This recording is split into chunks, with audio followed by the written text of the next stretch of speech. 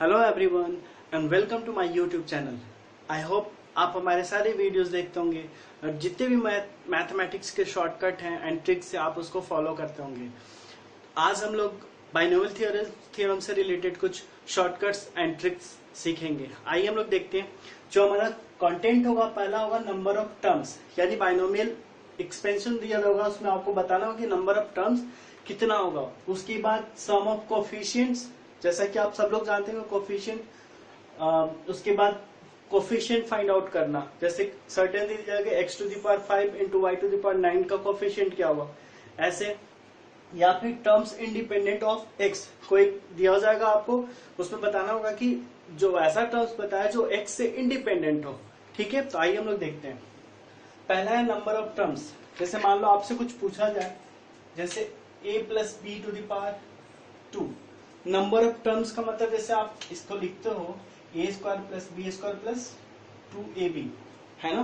तो number of terms कितना हो गया इसमें, 1 2 3, यानी 3 हो गया। ठीक है ना, मतलब लोग कह सकते हैं कि अगर a plus B to the power n हो ना, तो इसका नंबर ऑफ टर्म्स होगा n प्लस 1। ठीक है, बट ये क्या आता है, यहाँ पे 2 है। अगर मान लो हमारे पास बहुत सारा, जैसे a plus B plus C to the power 3 हो, तब यहाँ पे नंबर ऑफ टर्म्स कितने होंगे, है ना। ऐसी कितना बड़ा भी एक्सपेंशन दे दे, आपको बताना होगा कि नंबर ऑफ टर्म्स कितने होंगे। तो आइए देखते हैं, इसको हम लोग जनरलाइज करते हैं। अगर हमारे पास मान लो a1 plus a2 plus dot dot dot ak, यानी टोटल अब कितने होंगे, k to the power n दिया हुआ। आप इसको एक्सपेंड करें तो कितने टर्म्स होंगे, ठीक है ना। तो इतना इक्वल टू होगा n, जो हमारा है, प्लस नंबर ऑफ टर्म्स कितने हैं ब्रैकेट के अंदर, तो k, इसमें से एक घटा देना है। ठीक है, फिर c, उसके बाद जितने टर्म्स है उससे एक घटा देना, यही हमारा रिक्वायर्ड रिजल्ट होगा। ठीक है ना। जैसे इस पे ले लेते हैं, ये क्वेश्चन ले लेते हैं, a प्लस बी का होल स्क्वायर है। इसमें बताया नंबर ऑफ टर्म्स कितने होंगे। देखो यहाँ पे k कितना हो गया, 2, यानी n कितना हो गया 2, प्लस k कितना हो गया, 2 टर्म से 2 माइनस 1। ठीक है, c 2 माइनस 1, ये क्या हो जाएगा 4 3c 1 होगा।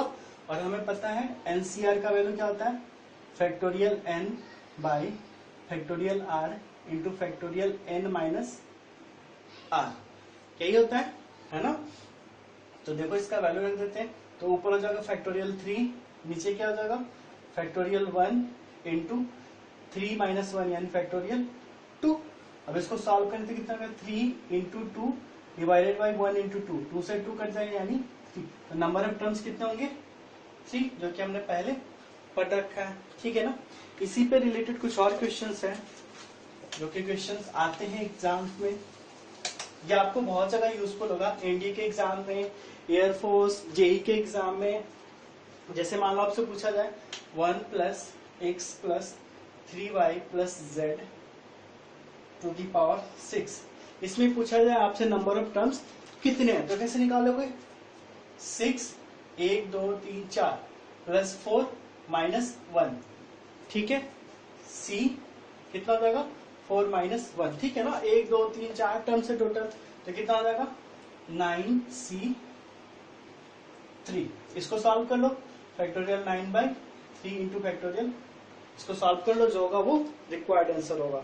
वैसे ही मान लो 7x minus 5y plus Z to the power 10 हो, तो इसका क्या होगा नंबर ऑफ टर्म्स कितना होगा, तो 10 1 2 3, हमें पता नहीं है प्लस माइनस कुछ भी हो। ठीक है ना, तो नंबर ऑफ टर्म्स कितने यहाँ पे ब्रैकेट के अंदर 3, तो प्लस 3 माइनस 1 c, उसके बाद 3 माइनस 1, इसको सॉल्व कर लो, कितना हो जाएगा 12c2। इसको सॉल्व कर देंगे, वही हमारा आंसर हो जाएगा। तो ये था हमारा number of terms find out करना। इस तरह के क्वेश्चंस आपको एनडीए एंड एयरफोर्स के एग्जाम में अक्सर पूछे जाते हैं। ठीक है,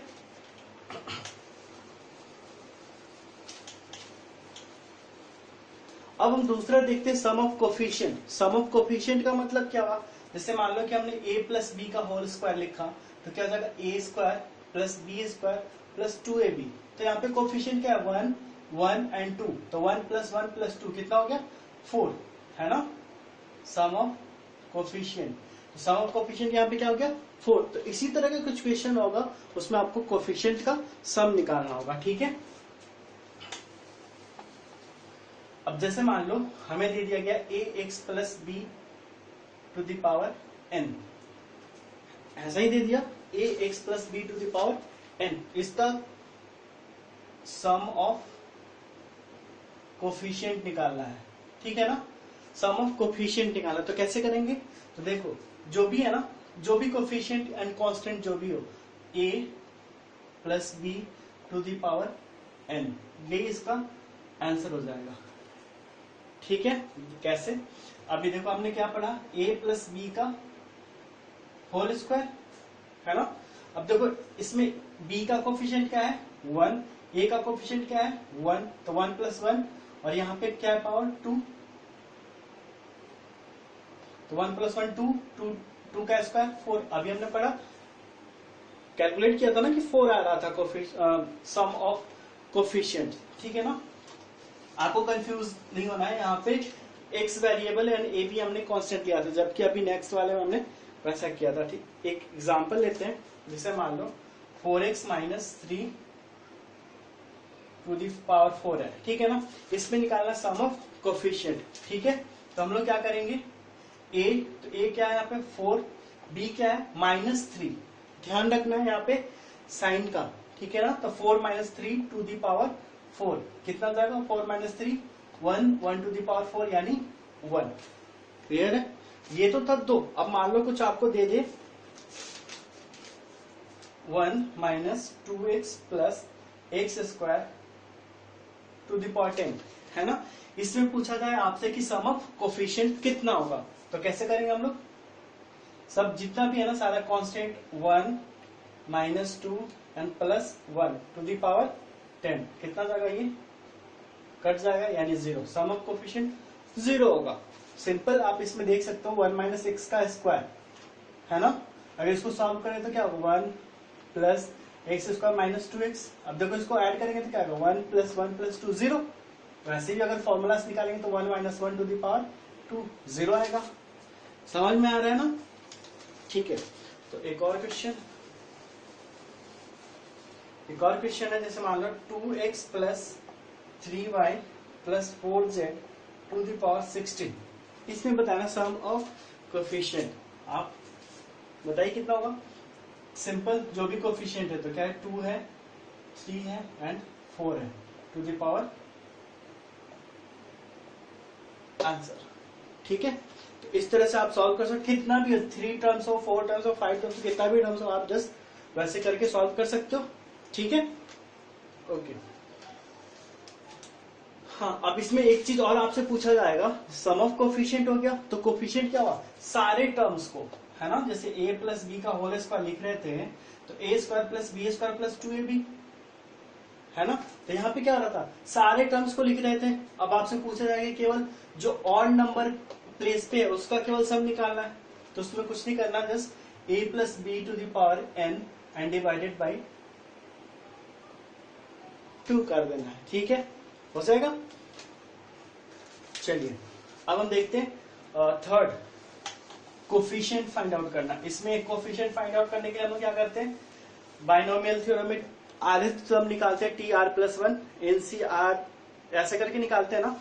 बट हम लोग यहाँ पे थोड़ा सा वो चीज मान लो फॉर्मूला भूल रहे हैं, क्लियर है ना। तो कैसे फाइंड आउट करेंगे, जैसे मान लो क्वेश्चन ले लेते हैं, x to the power 4 and y to the power 5 in x plus 2y to the power 9, ठीक है ना। यहाँ पे ये पूछा जा रहा है। अब हम लोग ये थर्ड के बारे में बात करें, ये तो पढ़ चुके है ना, फाइंड द कोफिशिएंट, ठीक है ना।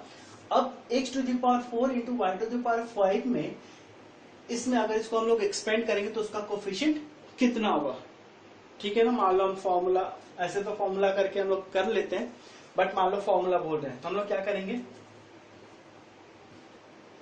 पहले ये लिखना है। तो हम लोग तो x4 कैसे आएगा, तो x के पावर 4 करना होगा, y5 कैसे आएगा, तो 2y पे 5 करना होगा, कोई दिक्कत नहीं।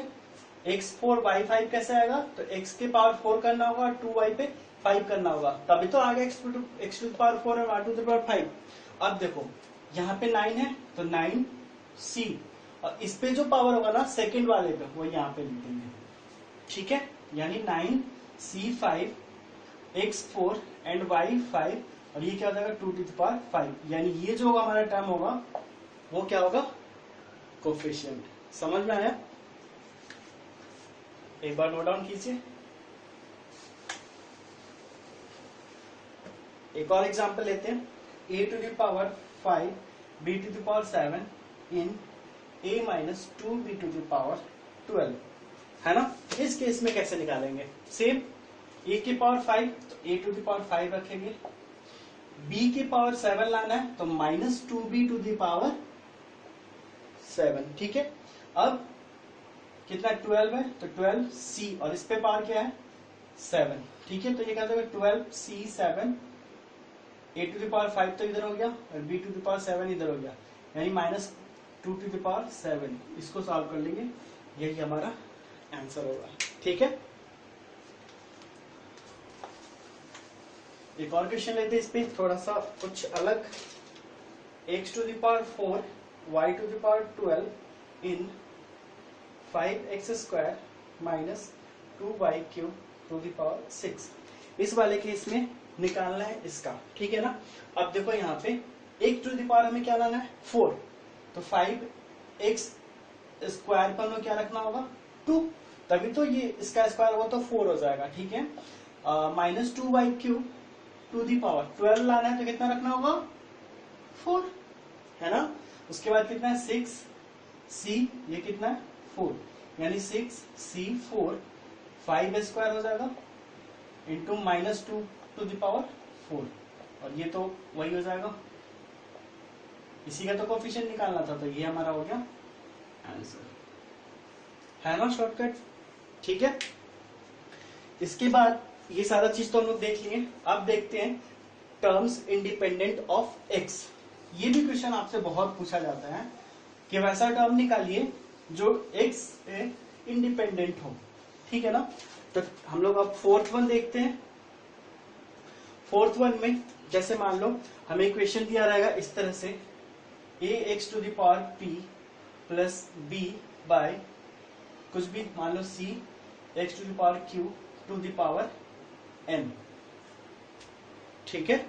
कुछ भी ए बी सी से हमें मतलब ही नहीं है, ठीक है ना, बस हमें देखना है एक्स पे पावर क्या है, ठीक है।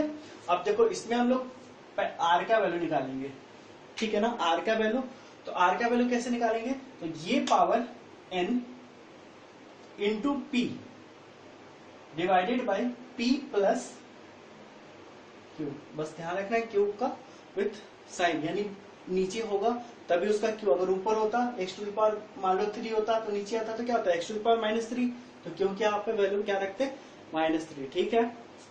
तो ये हो गया, यानी आर का वैल्यू हो गया, देन आर प्लस 1/8 टर्म जो होगा इंडिपेंडेंट होगा ऑफ एक्स, ठीक है। आर निकालना आसान है ना, एन और ऊपर वाला जो पावर है दोनों को मल्टीप्लाई करेंगे डिवाइडेड बाय दोनों का सम। एग्जांपल लेते हैं इस पे,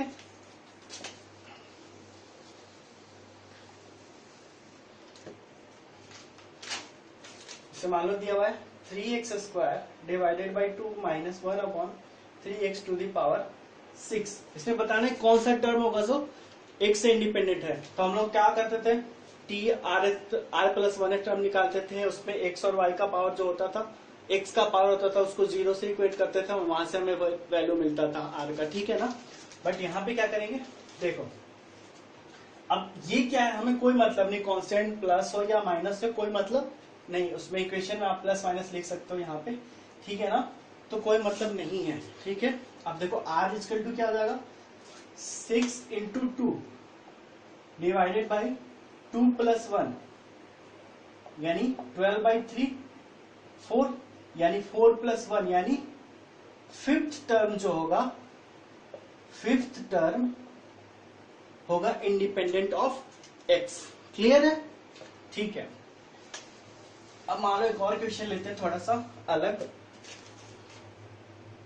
square root of x divided by 2 plus √3 divided by 2x square to the power 10 कीजिए सो, है ना। कितना होगा इसका बताओ। अब देखो क्या होगा, निकालना है टर्म्स इंडिपेंडेंट, तो हम r निकालेंगे, है ना।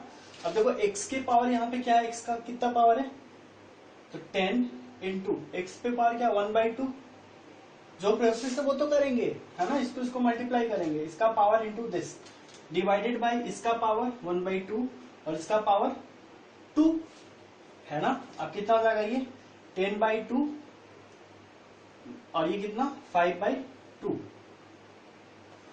5/2, ठीक है, कट गया, यानी 2 आ गया, यानी 2 + 1 यानी थर्ड टर्म जो होगा इंडिपेंडेंट ऑफ एक्स होगा। आप चाहो तो जो फॉर्मूला है उससे करके चेक कर सकते हो, ठीक है। तो इस तरह से हमने 4 शॉर्टकट देखे बाइनोमियल थ्योरम के। इस तरह से और भी आगे हम लोग देखेंगे। फिलहाल अभी के लिए इतना ही। Thank you.